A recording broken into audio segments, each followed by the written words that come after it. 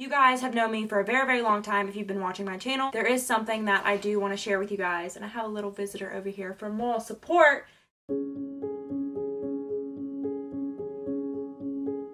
I started my period when I was around 10, almost 11 years old. I never knew how bad it could get until I had my period for like a year, and I realized, you know, something's like not right. Think of period cramps, but like 20 million times worse, like you want to cry and scream type cramps and don't even want to get out of bed, because my periods would just be so off the wall and irregular, and they would last literally like 15 days, so they wouldn't last like 7 days like a normal period. I didn't feel like any other normal girl. I didn't feel like I fit in because all the other girls had normal periods and no one ever complained about theirs. I would go to school, you know, with no pad or tampon in, thinking my period was over, and I got to school and I was wearing gray sweatpants, and I sit up from being in social studies class, and I just remember I stood in the line to go by the door, and my friend was like, Brianna, you have like blood all over your pants, and there was like a big spot of blood all over the back of my pants and running down my leg, and I remember I was so embarrassed that I passed out, and I will never forget that day. I finally went and saw a doctor, and they diagnosed me with endometriosis. I looked up the Google definition, and it says a disorder in which tissue that normally lines the uterus grows outside of the uterus.